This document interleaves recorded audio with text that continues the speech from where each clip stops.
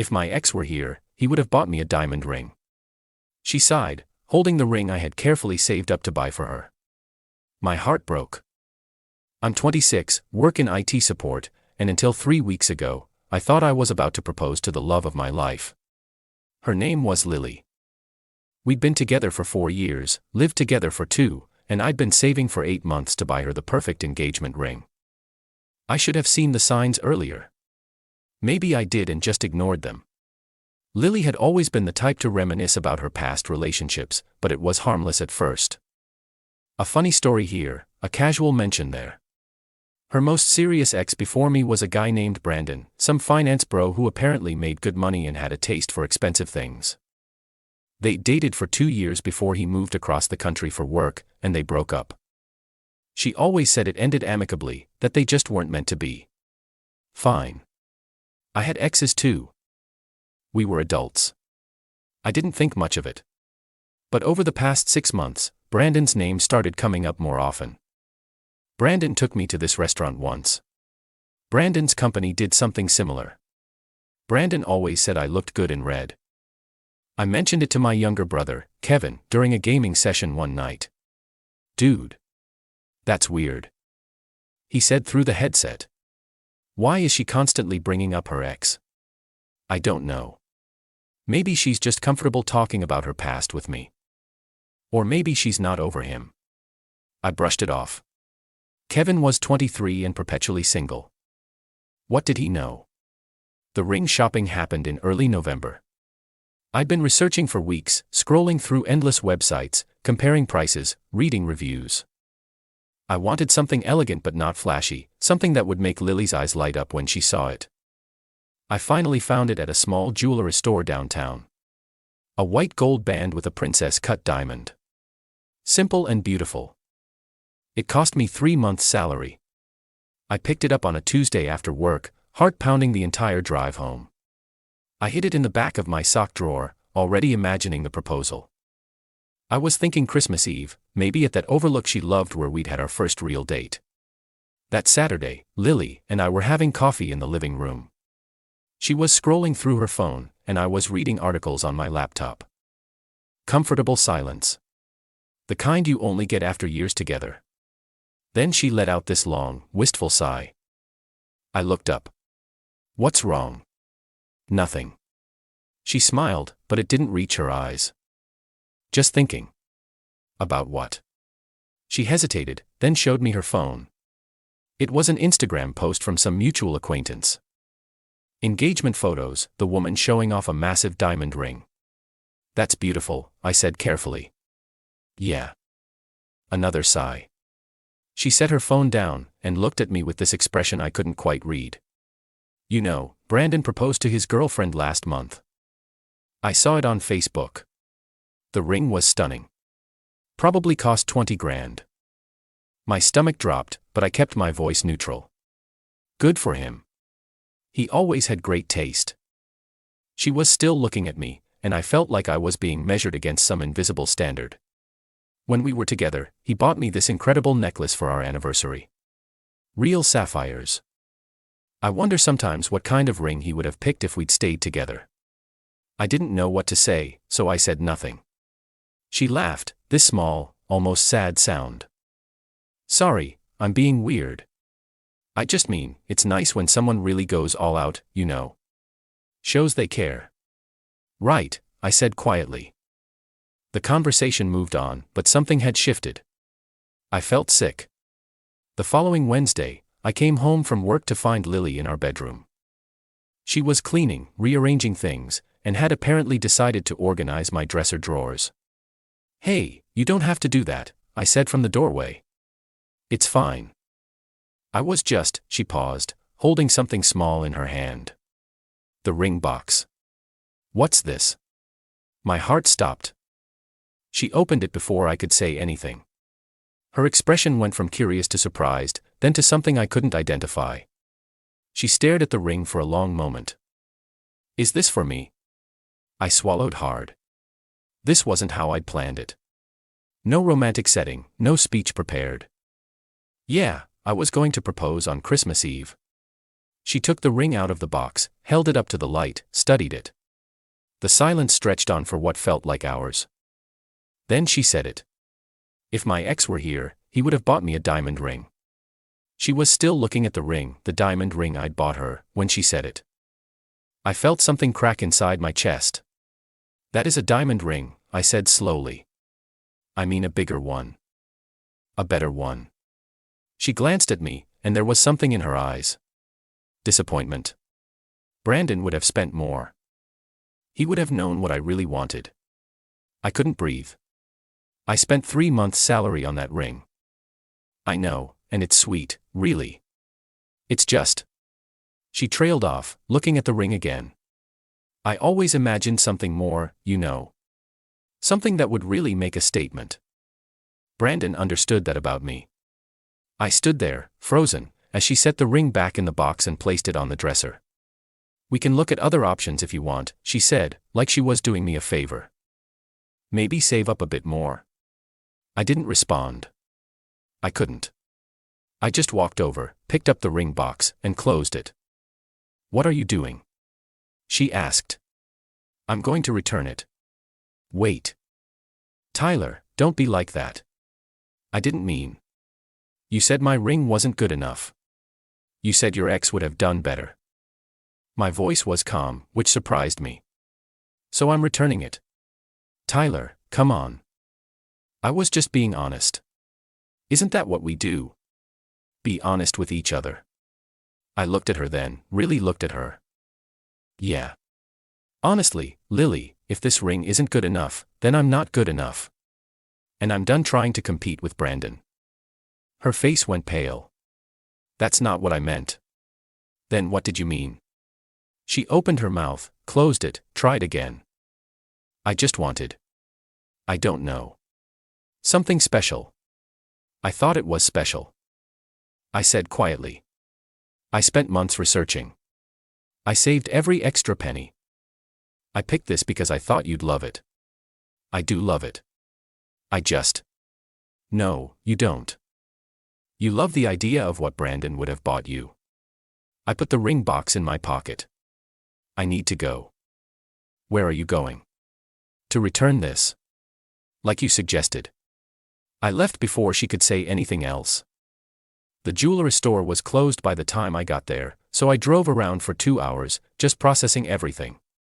When I finally went back to the apartment, Lily was on the couch. Her eyes red. Can we talk about this? She asked. There's nothing to talk about. Tyler, please. I made a mistake. I shouldn't have said that. Which part? The part where you compared me to your ex? Or the part where you told me my ring wasn't good enough? She flinched. Both. All of it. I'm sorry. Are you sorry you said it? Or sorry you actually think it? She didn't answer, which was answer enough. I slept on the couch that night. She tried to talk to me 3 more times, but I couldn't do it. Every time I looked at her, I heard her voice. If my ex were here, he would have bought me a diamond ring. The next morning, I returned the ring during my lunch break. The jeweler gave me most of my money back, minus a restocking fee. I stared at the check for a long time before folding it and putting it in my wallet. That evening, Lily was waiting for me when I got home. Did you really return it? She asked quietly. Yeah. Tyler, her voice broke. Why would you do that? Because you didn't want it. That's not true. I was just surprised, and I said something stupid without thinking.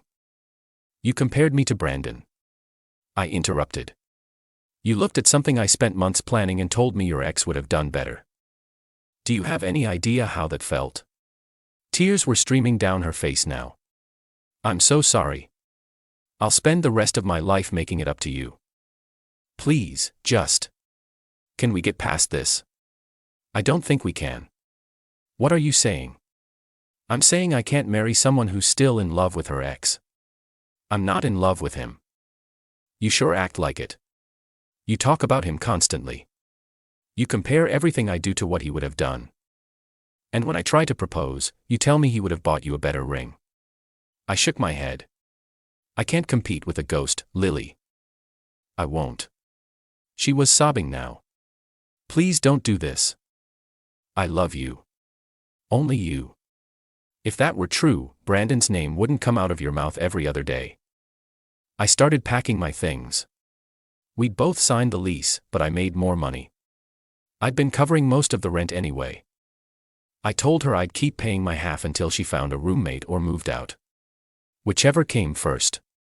She followed me around the apartment, crying, begging, promising to change. I'll never mention him again, she said desperately. I'll block him on everything. Please, Tyler, don't leave. It's too late. It's not. We can fix this. But we couldn't. The damage was done. Every time I looked at her, I'd see her holding that ring with disappointment in her eyes. I'd hear her wishing it was from someone else. I stayed with Kevin for a few days while I found a new place. A studio apartment across town, smaller than what I was used to, but it was mine. No comparisons to past relationships. No competing with someone who wasn't even there. Lily called and texted constantly for the first week. Long messages about how sorry she was. How she'd made a terrible mistake. How she wanted to fix things. I didn't respond. Then, about 10 days after I moved out, she sent a voice message. I almost deleted it without listening, but something made me hit play. She was crying. Tyler, please just talk to me. This is insane. You threw away 4 years over one stupid comment. I said I was sorry. I don't understand why you won't even give me a chance to make this right. You're being so cruel. Do you even care about what this is doing to me? I thought you loved me. I thought we were going to get married. How can you just walk away like this? You're selfish, and I deleted it halfway through. The next message came a few hours later. I didn't mean that. I'm just hurt and confused. Please call me. I blocked her number. Kevin found out a few days later when I was helping him move some furniture. So you really ended it? He asked, grunting as we lifted a couch. Yeah. How are you doing? Honestly, better than I expected. And I was. It hurt, obviously. 4 years doesn't just disappear. But every day that passed, I felt lighter. Like I'd been carrying something heavy without realizing it. And now it was gone. 3 weeks after the breakup, I ran into Lily's best friend, Hannah, at the grocery store. We'd always gotten along. But she looked uncomfortable when she saw me. Hey, Tyler. Hey. Awkward pause. Listen, she said finally. I know it's not my place, but Lily's really torn up about this. I'm sure she is. She made a mistake. A big one. Yeah, but don't you think you're being a little harsh? I sat down the box of pasta I was holding. Did she tell you what happened? The whole story. She said you proposed, and then took it back over something she said.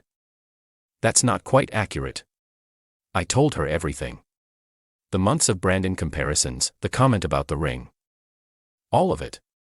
Hannah's expression changed as I talked. By the end, she looked troubled. I didn't know about all the Brandon stuff, she said quietly. She left that part out. Yeah, well. Now you know. She nodded slowly. For what it's worth, I think you made the right call. If my boyfriend was constantly talking about his ex, I'd lose it. Thanks. We said goodbye, and I finished my shopping. As I was loading groceries into my car, my phone buzzed. A text from an unknown number. You broke her heart. I stared at it for a moment, then realized who it must be.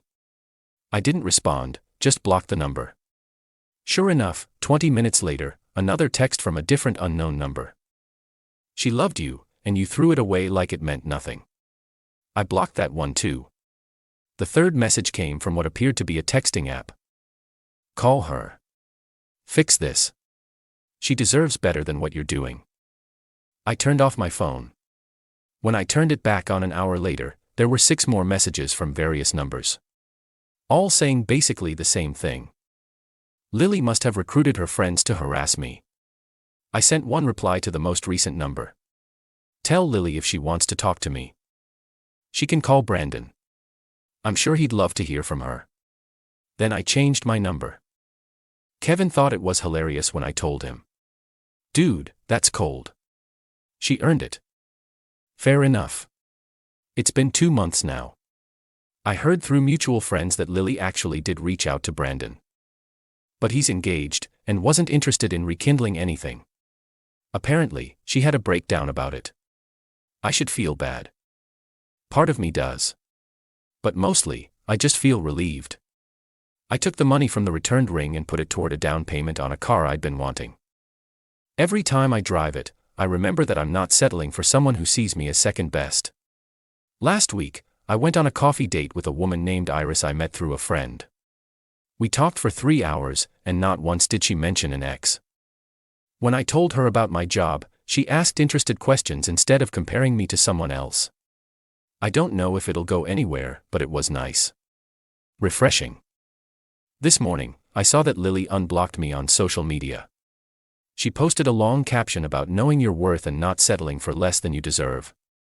The irony wasn't lost on me. I didn't like or comment. I just kept scrolling. Because here's what I learned. Love shouldn't be a competition. The person you're with shouldn't make you feel like you're constantly measuring up to someone who came before. And if they do, if they can't see your value because they're too busy looking backward, then they don't deserve what you're offering. I spent 3 months' salary on a ring for someone who wished it came from somebody else. I'll never make that mistake again. And honestly, I'm okay with that.